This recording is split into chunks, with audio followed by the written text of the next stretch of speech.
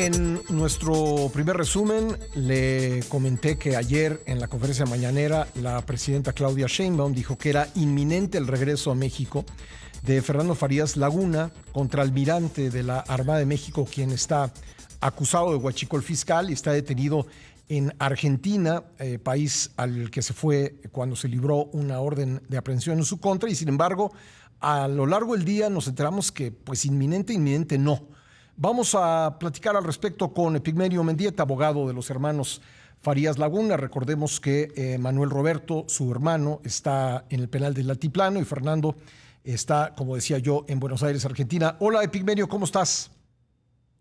Pascal, qué gusto saludarte a ti y a todo el auditorio. Buenos días. ¿De dónde sale la versión que pues prácticamente ya venía de regreso a México, Epigmenio? Fíjate que esa versión apareció antier y apareció publicada por la tarde-noche. En razón de la hora ya no me fue posible en aquel momento verificar directamente en el juzgado federal donde se lleva el proceso de extradición de Fernando o directamente en el centro penitenciario de Ezeiza si había alguna notificación al respecto. Esto lo pude corroborar ya el día de ayer, Pascal. Yo te puedo confirmar que en el expediente que se lleva a cabo en el Juzgado Federal de Buenos Aires no existe ninguna resolución dictada en este momento en el procedimiento de extradición. Por el contrario, existe fecha de audiencia programada para el próximo 27 de agosto, en el cual el juez recibiría los alegatos, desahogo de pruebas, alegatos de conclusión y finalmente estaría en condiciones de poder dictar una resolución respecto de si procede o no la extradición. Dictada esa, posteriormente tendrían que cumplir con la formalidad de notificarla y hacerle saber al solicitado que tiene su derecho para interponer un recurso, que es ante la Suprema Corte de Justicia de la Nación de aquel país. Esa es una vía, la extradición. Y hay otro procedimiento que yo también te informé y del cual tú tienes conocimiento, Beltrán, Pascal, perdón, que es en el sentido de que cuando él entró de manera irregular al país a partir de ese documento que no le pertenecía, se le inició un procedimiento de expulsión. Ese procedimiento de expulsión en este momento es una decisión administrativa jurisdiccional que está pendiente de resolverse también porque tiene recursos pendientes.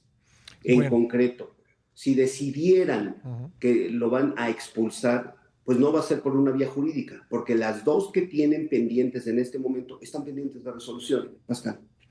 Bueno, te preguntaría enseguida por qué, digamos, lo hemos platicado contigo otras veces, por qué se ha enfocado en estos dos hermanos la acusación por el huachicol fiscal, habiendo pues en los expedientes de la propia PGR otros nombres, otros señalamientos. Se ha hablado en los últimos días desde que se supo que Estados Unidos se había cancelado la visa a Andrés Manuel López Beltrán, que él, Andy, el hijo del presidente López Obrador, aparece en nuestros expedientes. También hay una orden de aprehensión que no ha sido cumplimentada contra el capitán Miguel Ángel Solano Ruiz, quien en ese expediente señala al propio Andy de estar metido en este esquema de huachicol fiscal. ¿Por qué se centra todo en tus defendidos y no se exploran otras vertientes que ha arrojado la propia investigación? Pascal, tú recordarás que en otro momento yo he señalado contigo que estamos en presencia de una justicia selectiva, que la Fiscalía General de la República, de la mano de la Secretaría de Marina, decide, dicho de manera coloquial, a quién suben al barco y a quién bajan al barco, aun cuando dentro de la carpeta de investigación exista información que los involucra directamente en los hechos. Ahora, contestando directamente tu pregunta, a mí me parece que la historia que contó la Fiscalía General de la República frente a los jueces se va desmoronando a partir de la información que aparece filtrada desde Estados Unidos.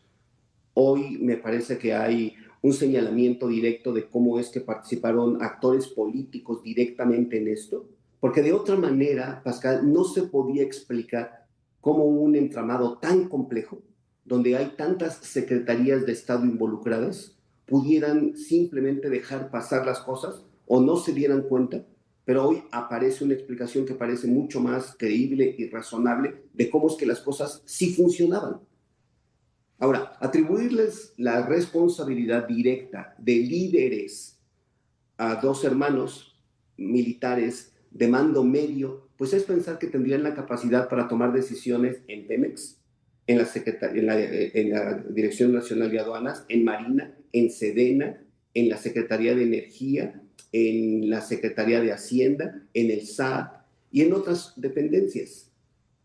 Esto me parece que jurídicamente se viene demostrando que eso no es posible, pero lo que sí aparece hoy en este momento, pues es el interés que aparezcan ya ellos como responsables, como únicos culpables, y que cerremos los ojos y los oídos a otros nombres que aparecen dentro de la investigación, donde finalmente sus propios testigos, los de la Fiscalía General de la República, un testigo protegido y un testigo que ellos tienen con carácter de reservado, dan los nombres de estos actores políticos, dan las circunstancias y dan el modo de cómo están involucrados en estos hechos. Epigmenio, me quedan un par de minutos. Te pregunto por último, a todos estos presuntos involucrados, señalados, ¿se les está investigando bajo el mismo rasero? No, no, definitivamente. Tú ya viste que desde la mañanera se dio la instrucción de que a determinadas personas ni siquiera se les cite para declarar en relación con estos hechos. Me parece que hay un incumplimiento al artículo 102 de la Constitución que obliga al Ministerio Público que estas diligencias tendrían que ser con plena objetividad, checando elementos de cargo, pero también los de descargo.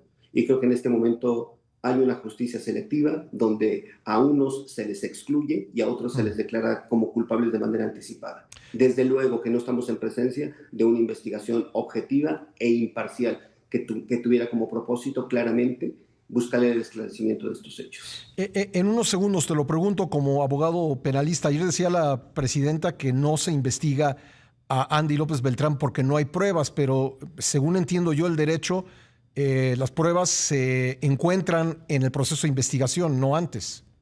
Claro, es el agente del Ministerio Público quien tendría que generar esos actos de investigación.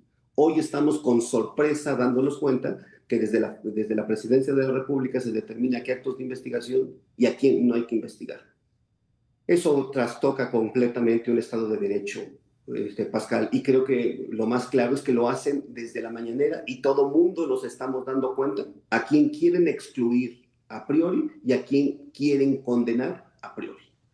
Pues, Epigmenio, estamos atentos a la situación de tus clientes, los hermanos Manuel y Fernando Farías, y te agradezco que me hayas tomado nuevamente la llamada para hablar sobre el tema. Siempre un gusto saludarte a ti y a todo el auditorio. Pascal, te envío un abrazo y gracias por tu interés en este asunto. Gracias, Epigmenio Mendieta, abogado de los hermanos Farías Laguna.